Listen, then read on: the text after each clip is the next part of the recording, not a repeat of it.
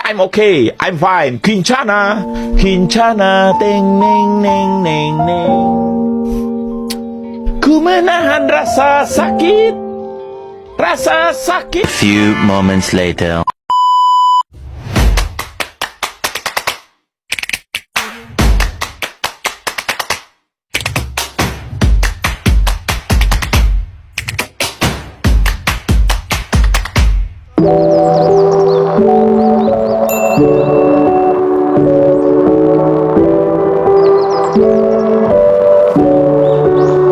Hello everyone.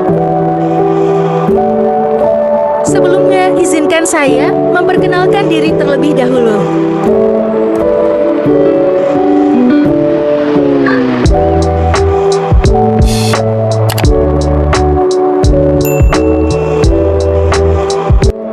Perkenalkan, nama saya Erin Nurhalizah dari Prodi Matematika, mahasiswi semester 5 Universitas Islam Darul Ulum Lamongan.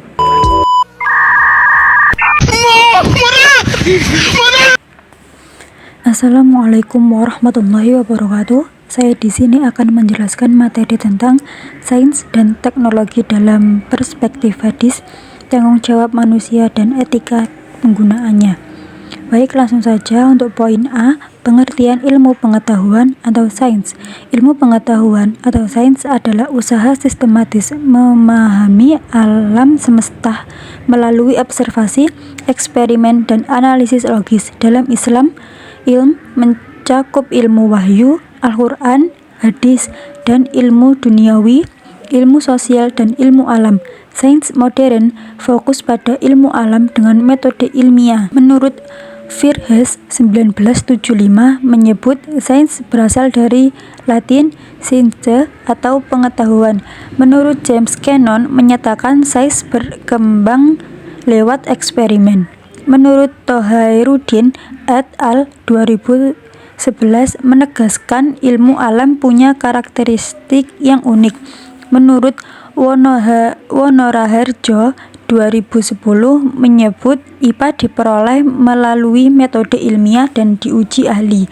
Islam mewajibkan menuntut ilmu seperti sabda Nabi Muhammad SAW yang berbunyi Thalabul ilmi fardhatun 'ala kulli muslim, yang artinya mencari ilmu adalah kewajiban bagi setiap muslim.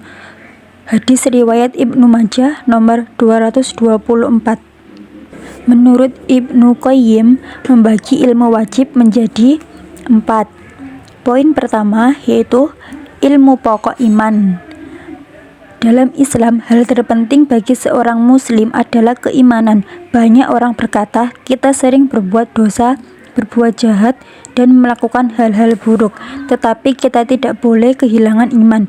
Ada 6 rukun Islam dasar, yaitu yang pertama, iman kepada Allah, iman kepada malaikatnya, iman kepada kitab-kitabnya, iman kepada rasul-rasulnya, iman kepada hari akhir, dan yang terakhir iman kepada takdir dan ketentuan Allah SWT.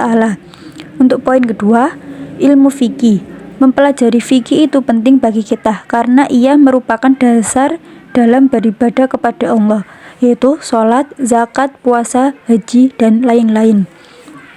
Untuk poin 3, ilmu tentang larangan Allah sudah dijelaskan dalam Al-Quran surat Al-A'raf ayat 33, yaitu larangan terhadap perbuatan keji yang nyata maupun yang tersembunyi, perbuatan dosa, pelanggaran hak asasi manusia tanpa alasan yang benar, dan menyekutukan selain Allah.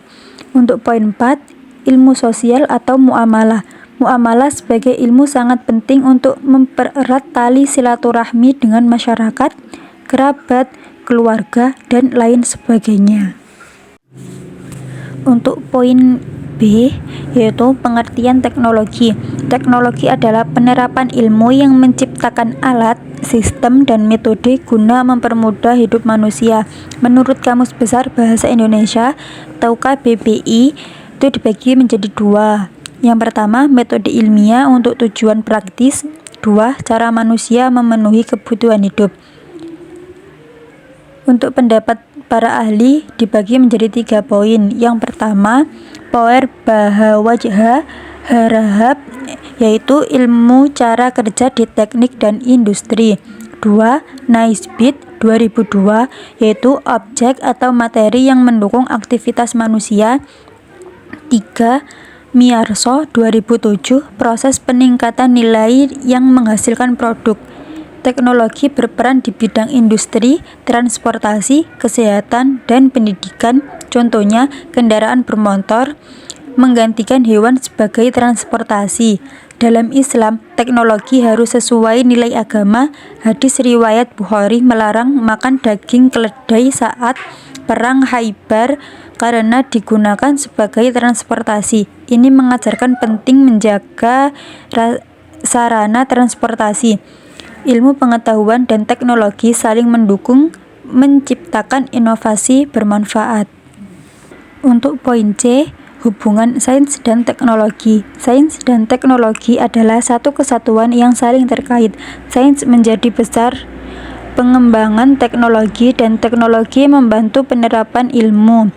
Tanpa sains, teknologi tidak akan berkembang. Dalam Islam, ilmu bermanfaat menjadi amal jariyah, seperti sabda Nabi Muhammad SAW yang artinya, jika manusia meninggal, amalnya terputus kecuali 3. Yang pertama, sedekah jariyah, ilmu bermanfaat atau anak soleh yang mendoakannya. Hadis riwayat Muslim. Contohnya, pengembang aplikasi bermanfaat akan terus mendapat pahala selama aplikasinya digunakan. Untuk poin D, dampak positif dan negatif teknologi. Dampak positif menjadi 5 poin. Yang pertama, memenuhi kebutuhan manusia. Yang kedua, mempermudah pekerjaan di manufaktur dan industri. Poin 3, memudahkan akses informasi. Poin 4, mempermudah bisnis. Poin 5, guru dapat berbagi materi secara online. Untuk dampak negatif dibagi menjadi 5. Yang pertama, masyarakat menjadi malas karena dimanja teknologi. 2. Polusi udara akibat kendaraan. 3. Lapangan kerja berkurang karena otomatisasi. 4. Maraknya penipuan dan berita bohong di internet. 5. Akses di konten negatif, pornografi, kekerasan, dan membahayakan moral. Penggunaan teknologi harus bijak dan sesuai aturan agama untuk menghindari dampak negatif. Quran Surat Al-Kahfi ayat 109 adalah surat yang paling merujuk pada sains dan teknologi dalam perspektif hadis.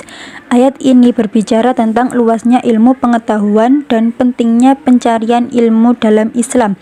Ayat tersebut berbunyi, Bismillahirrahmanirrahim. Qul law kana al-bahru midadan li kalimati rabbi la nafidal bahru qabla an tanfada kalimatu rabbi walau ji'ta bimithlihi madada.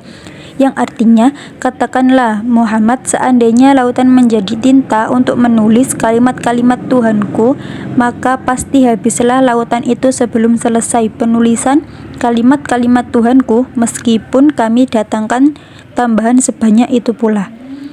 Ayat ini menggambarkan betapa luasnya ilmu pengetahuan yang dimiliki oleh Allah dan manusia tidak akan pernah mampu mencapainya meskipun dengan segala usaha. Namun ini juga mengisyaratkan bahwa pencarian ilmu, baik itu dalam bidang sains atau teknologi, merupakan usaha yang tidak akan sia-sia meskipun manusia tidak akan pernah mencapai batas ilmu Allah. Secara keseluruhan, Quran Surat Al-Kahfi ayat 109 memberikan landasan penting untuk mengembangkan sains dan teknologi dalam perspektif Islam dengan memanfaatkan ilmu demi kemaslahatan umat manusia dan menjaga keseimbangan dengan ajaran agama.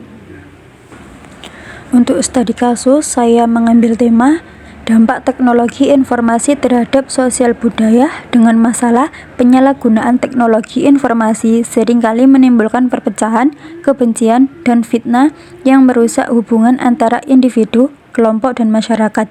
Hal ini bertentangan dengan ajaran Islam yang mengedepankan persatuan dan perdamaian di antara umat manusia. Untuk solusinya adalah dengan menerapkan prinsip-prinsip moral yang terkandung dalam ajaran Islam, khususnya yang diajarkan oleh hadis Nabi Muhammad SAW. Itu dibagi menjadi 4 poin. Yang pertama, pendidikan etika digital, sebagaimana Nabi Muhammad SAW mengajarkan untuk berbicara dengan baik atau diam. Poin 2, menggunakan teknologi untuk kebaikan. Teknologi informasi harus digunakan untuk menyebarkan ilmu, kedamaian, dan kebaikan, misalnya untuk menyebarkan pesan-pesan positif, dakwah, atau lain sebagainya. Poin 3, pengawasan dan regulasi konten. Pemerintah dan lembaga terkait harus mengawasi dan mengatur konten yang beredar di media sosial dan internet agar tidak merusak moral dan sosial budaya. Tujuannya untuk menghindari fitnah.